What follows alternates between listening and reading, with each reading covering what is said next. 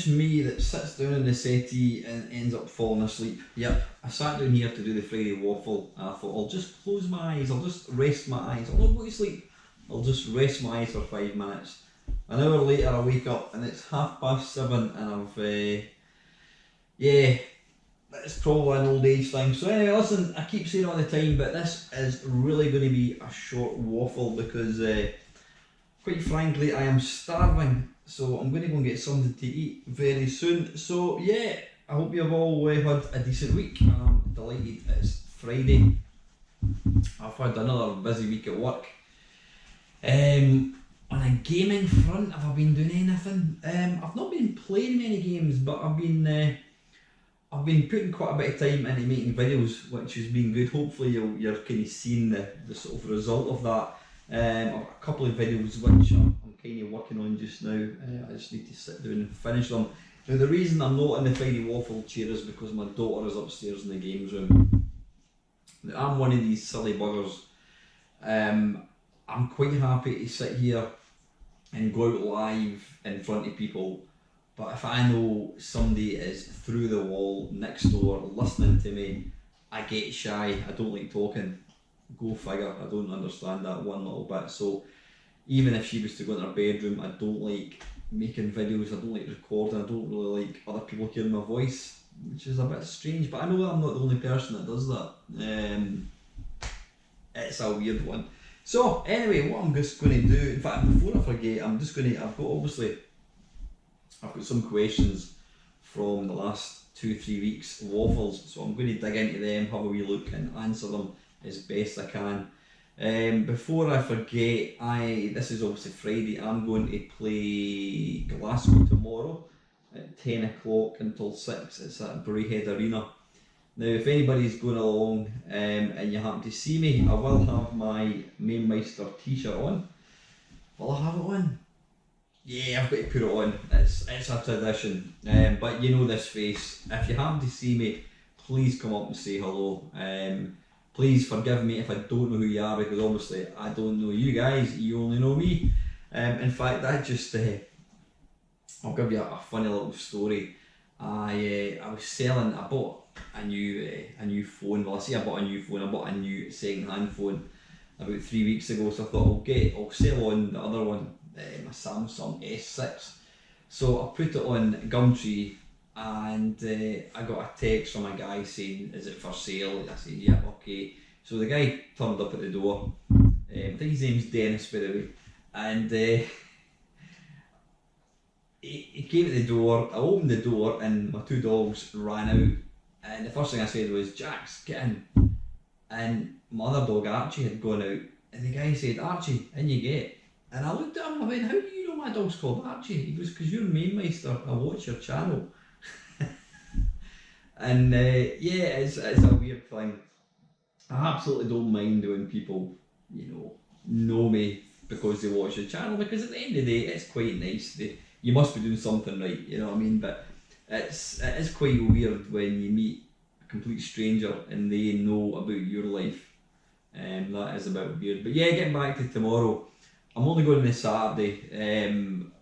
I've not got any interest in going for 2 days.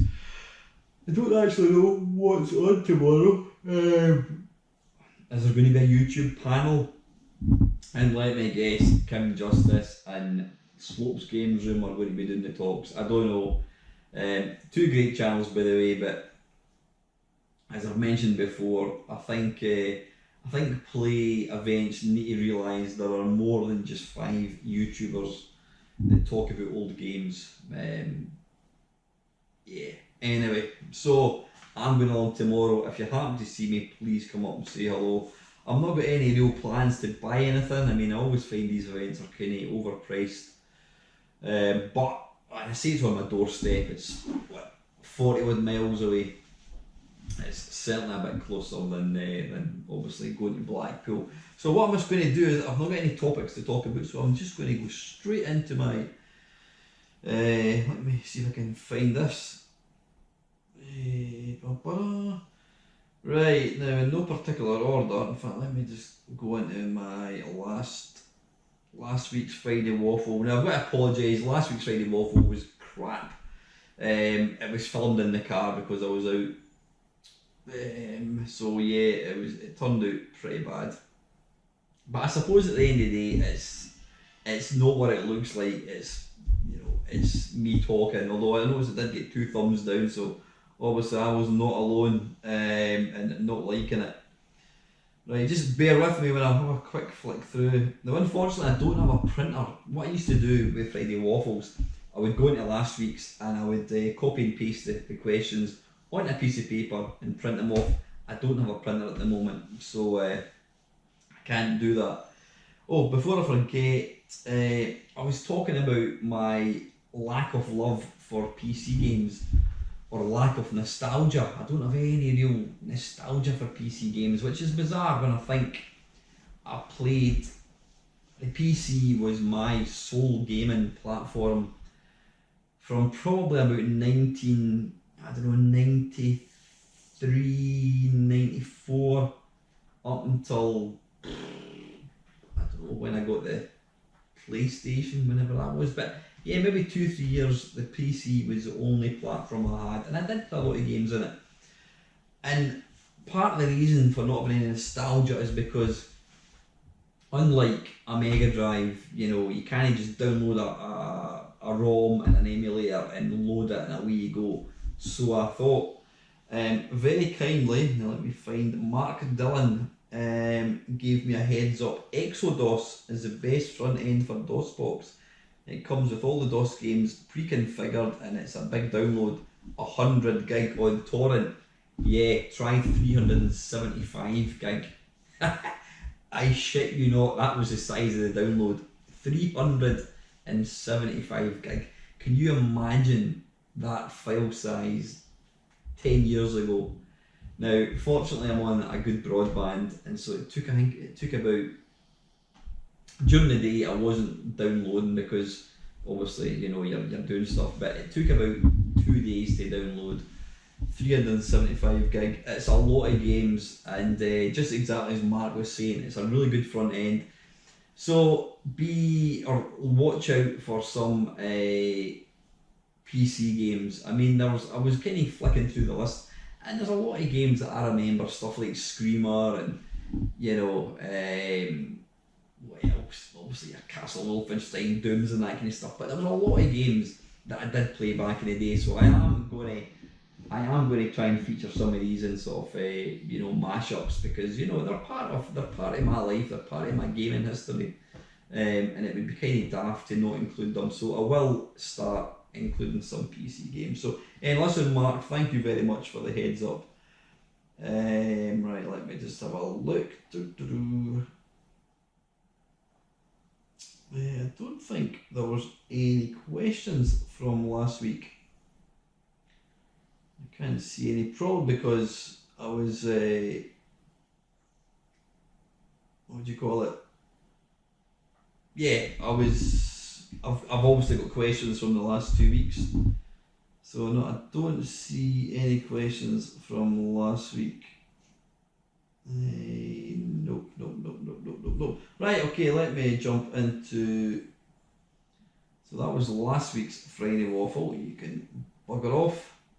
Next one is going to be the one from 2 weeks ago.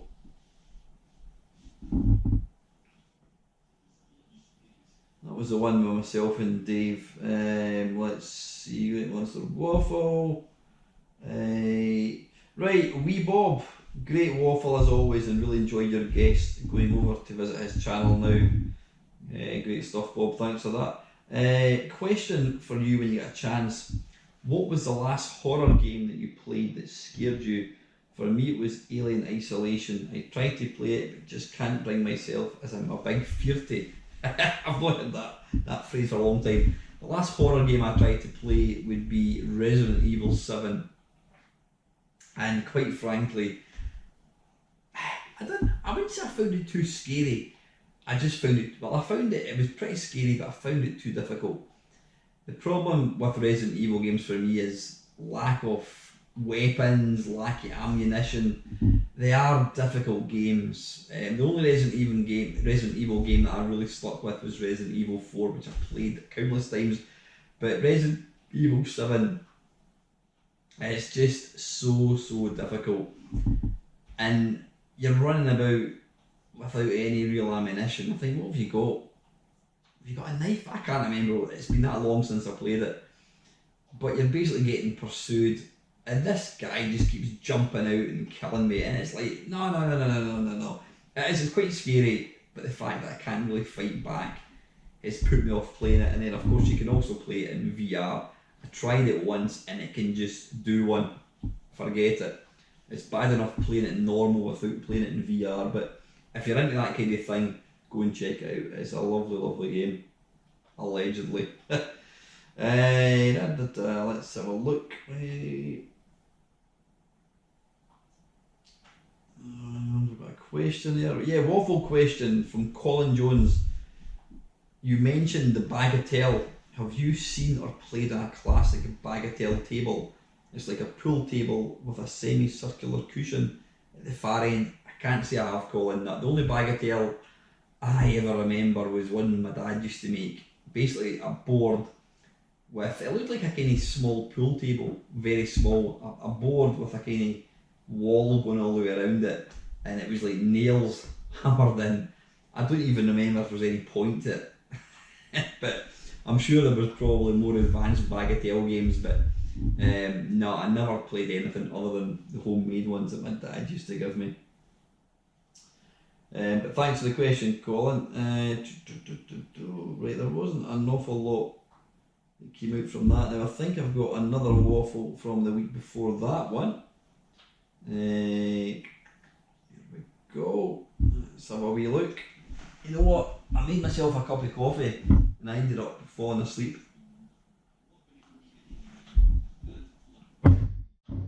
Right, you can shut up, Alan. Shut up! Thanks for all the great comments about me returning to the waffle chair. When I've not got my daughter upstairs, I will be doing the Friday Waffle from that, because yeah, it's like the good old days.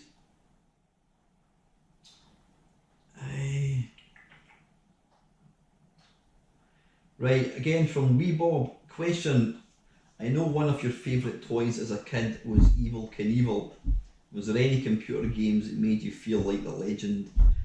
It's got to be, the only one that I can think of, Bob, was Eddie Kidd's Jump Challenge. Was it Eddie Kidd's Jump Challenge? I think it was called. I got it in the Commodore 64. It was probably the game that had the blockiest graphics ever. I'll try and put a wee video of it up there. I'm doing that so when I'm coming to edit the video I can see my finger pointing up the way and I remember to put it. So yeah, that's the game there. Eddie Kidd's Jump Challenge. Actually quite a good game. But what really annoyed me was when you fell off your bike, it made this really infuriating motorbike noise, and it came up with this hilarious one-liner which said, "I hope you like hospital food." Now that was fine, that was hilarious, but then you fell off again and you got the same thing and you couldn't skip past it. You would kind of limp off. In fact, I'll let you see it. That was kind of annoying about the game. You couldn't skip past it, but it was actually quite a good game. Interestingly, you had to use like the F keys for gears as well, but I don't remember playing any other. I mean, I suppose you had things like Kickstart, but you know, that was more about just kind of navigating, going across fences and that kind of stuff, whereas Eddie Kidd's Jump Challenge, it was all about jumping. But not a bad game. If you've never played it, go and check it out. It is a bit kind of clunky, but it's good fun. Thanks again, Bob, for the question. I'm just laughing what Bob said. Feels like the phoenix rising from the flames. Ashes a wee bit. That's me referring to me being in the waffle chair. Panther UK says, majestic waffling from the chair, mate. For next week, see last week. I will indeed, Chris. So you've obviously left my question from the week before. Right, okay, I think this is the last batch. This is the questions that were asked about a month ago, so apologies about not taking my time to get round to answer them. Colin Jones was asking, do you have any gadgets that are totally useless, but so much fun, even just occasionally, that you're glad you bought them? I suppose my drone. I suppose you could technically say that is useless. All it does record some nice video. Any other gadgets? I am actually a bit of a gadget freak. I recently bought. Is it a gadget? Nah, it's just a head shaver for shaving my head. That's not really a gadget so much. One thing I did buy myself, and it's because I was watching Breaking Bad recently. And if you've watched Breaking Bad, Jesse is in the house and he's. I saw this one of these robot hoovers, and I had a look on Amazon and I decided to buy one. And I've got to say, it is excellent. I was actually thinking about doing a. I wasn't going to do an unboxing video of it because that's a bit the. But this thing, you basically put it in a room, press the button, and it just toddles about and it hoovers up. And I've got to say, it does a really good job. It's got these wee brushes that kind of gets right in underneath the skirting boards. And the really clever part of it, it's got a little charging dock, and when you start it, it'll bimble away and do what it has to do. When it gets low in battery, it actually self-parks and then it charges itself up and then it continues. So it just repeats itself. Really clever.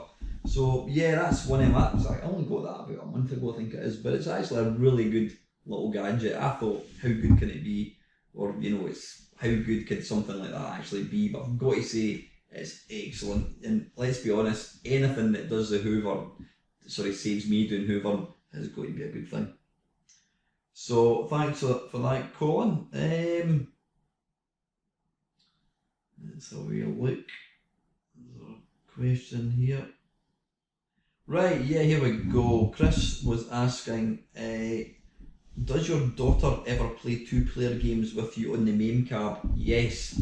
Not for a while. We've not played anything for a while, but we used to really enjoy playing. Was it Super Bomberman 3? I think it was in the SNES. What other games have we played? Not so much in the Mamecab, but in the early years we used to play Rodland.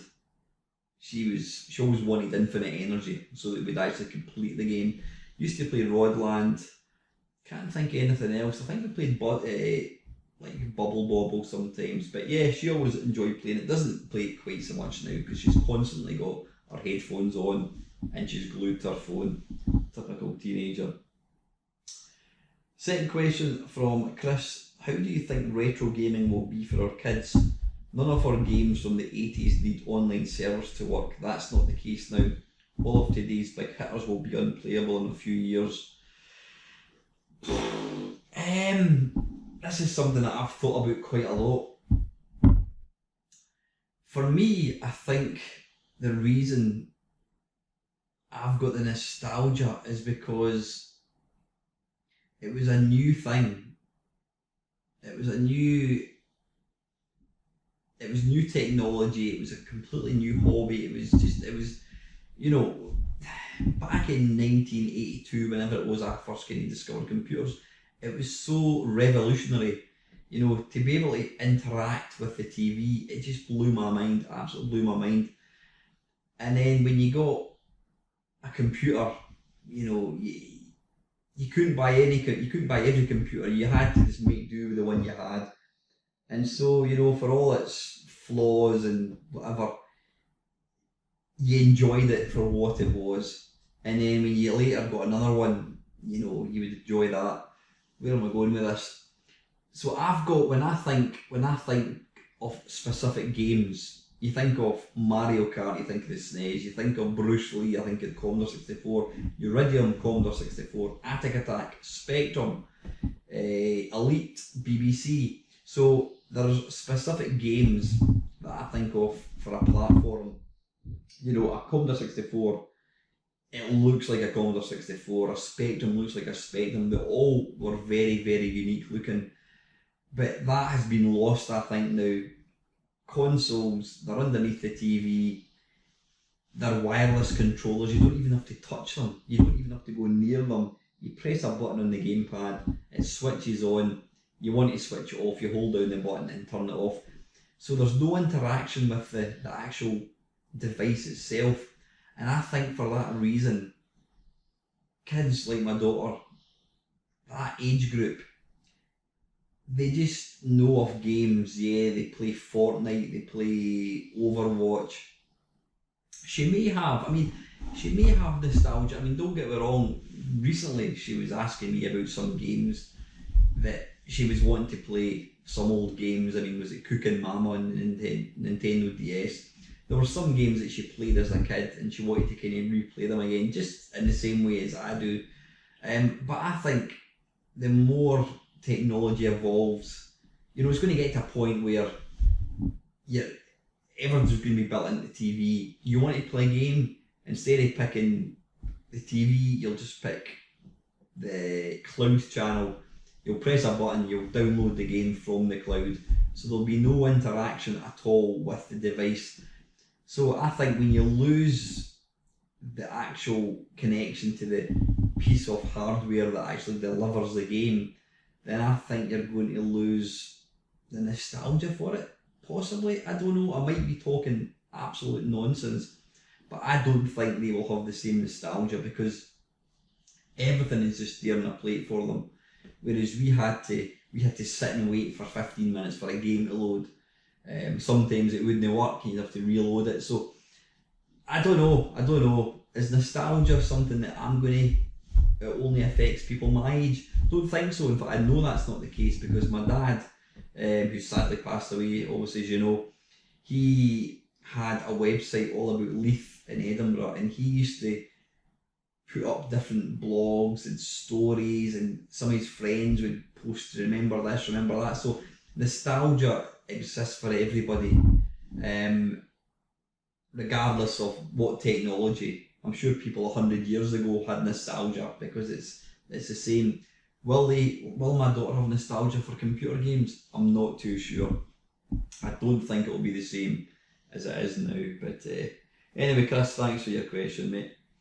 Batman, for this week, watching your platform games on the Specky, you mentioned my all-time favourite budget game, Booty. Booty is a fine example of quality gameplay over glossy graphics.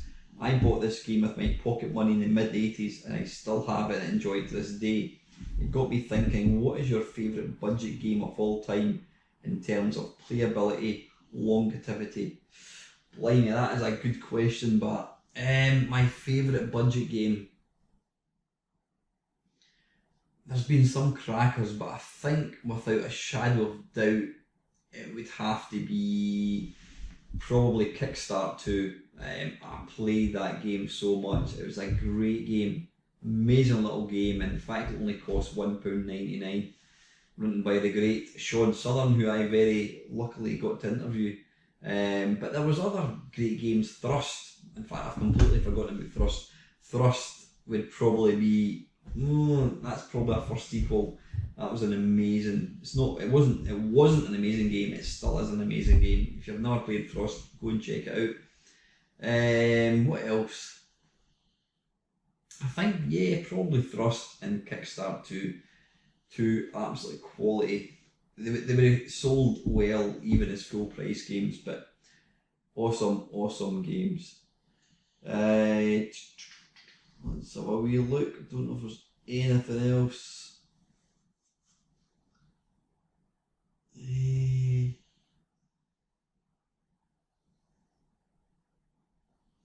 Oh, hang on, right, here we go. The great Mr. Down the Rabbit Hole, Kevin. Hi Alan, has there ever been a game that you didn't like but decided to soldier through and ended up really enjoying it eventually? I can't think of any offhand. I suppose the only game I can think of possibly would be Castle Wolfenstein on the Commodore 64. I remember first loading it up, and even though it was a very early game, even then I just thought it looked dreadful, and it is, graphically wise, it's an atrocious looking game. But I started playing it and I started to really enjoy it, and I ended up completing it, and I ended up playing and completing Beyond Castle Wolfenstein. And there was another game, there was many years ago, back in I think 1986. My mate had a Spectrum, I had a Commodore 64, and we decided one weekend we would swap computers. So he got my C64, disk drive, etc. I got a Spectrum. with a bundle of C90s. And I was just going through loading different stuff, and I loaded this game called Formula One by CRL Software, and it's one of the most basic games you could ever play. Think of it as Football Manager but for Formula One. And I put it on, and about 4 or 5 hours went past, and I was still playing the game. Loved it, really good game. Nowadays, not so much. To be honest with you, Kev, if I put a game on and I'm not enjoying it, I just stop playing it. I don't think I've got so little patience for games that unless it's something really special and it grabs me, I'm not going to invest time. I'm certainly not going to play a game that I'm not enjoying.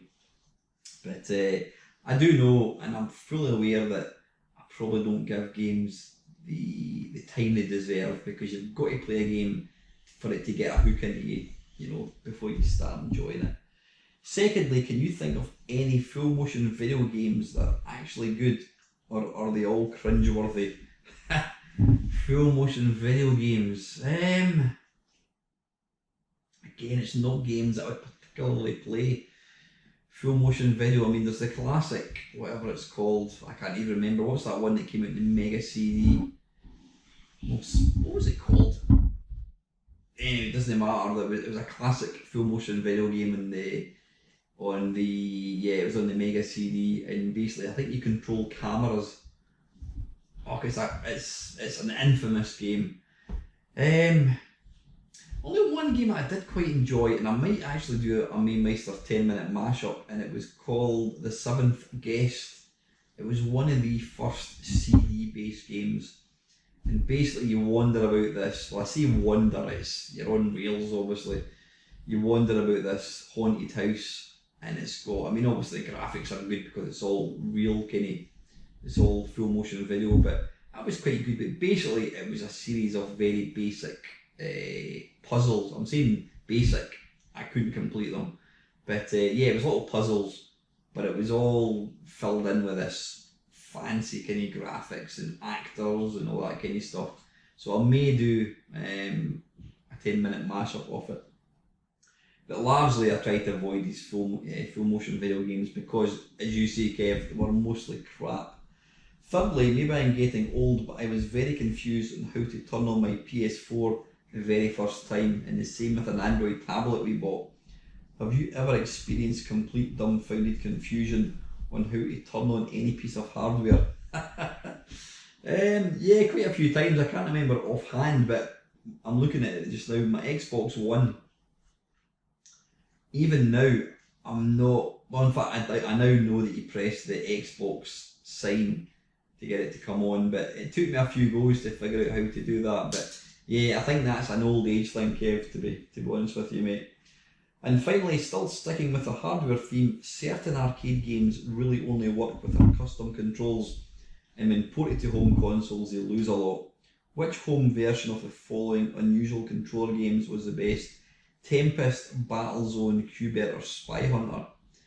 Tempest obviously uses it's a very twitchy game. It uses a spinner. I don't have a spinner on my main card, but I've got a trackball, and I've got to say the trackball does work pretty well. I mean, Arkanoid uses a spinner, but the trackball works pretty damn good. Battlezone had, was it left and right controllers? It was 2 joysticks, it was like tank controllers. I don't think that game doesn't, you completely lose the appeal of the game playing it on MAME or any home system. I was never a big fan of Battlezone, I must admit. I always found it quite boring, to be honest with you. Qbert, again, because it's diagonals, is almost impossible to play with a normal joystick. I've never played the original. I think it would be a bit easier with a proper joystick, but it is a difficult game. Like I said, I've never tried it with the proper controls. I would imagine it would be infinitely playable.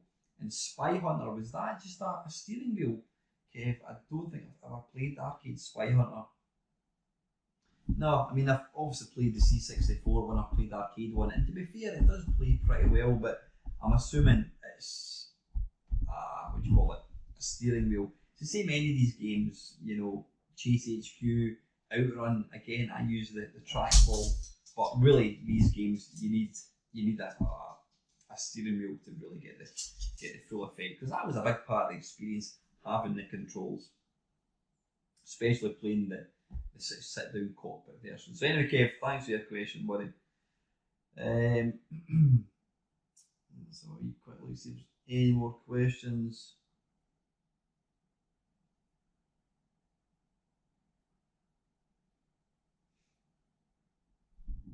Ian Hunter, what? In fact, just before I forget, it was in a previous waffle. Ian mentioned, he says, have I ever thought about recording a waffle every couple of months where I'm drunk and doing it? Probably not. Mainly not because I'm embarrassed to do it. I don't actually drink that much anymore. I mean, I never ever drink in the house. I do like a pint when I'm going outside. My mates, I'll go to the pub, whatever, but I'm not a big drinker anymore, and I'm not sure. I think it's bad enough making videos when you're stone cold sober, but if you come across as a twat, which I probably would if I was drunk, I think you're just asking for a whole heap of trouble. So, an interesting concept, Ian, but probably not for me, mate. Let's have a look. Yeah, Ian was asking, what genre of video game would you like to see become successful over the ensuing months? A shite question, I know, but everyone has their favourites. What genre of video game would you like to see become successful? Obviously, I love my shoot 'em ups. I can't get enough of them. I would love, what I'd really like is a return to track and field. I'd love to see a new version of track and field that relied on button bashing. There you go, that's the game. I don't think you're ever going to see these games again. I think they were very much off their time, but I loved them. I absolutely loved them. So yeah, if any potential game developers watching this waffle, please do a remake of track and field, and make sure it's either button bashing or joystick waggling. If you want a beta tester, look no further. Anyway, thanks for your question, Ian. And the very last one, I don't know if there's actually a question in here.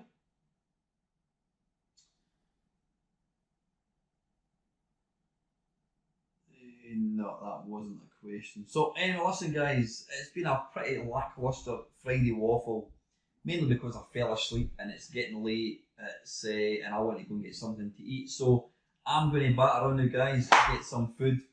I hope you enjoyed watching the video. I hope you have a lovely weekend. Like I said, if you're going down to if you're going to Glasgow tomorrow to the play event, you happen to see me, please come along, say hello. I'm actually quite friendly, honest. So anyway guys, as always, thank you very much for watching.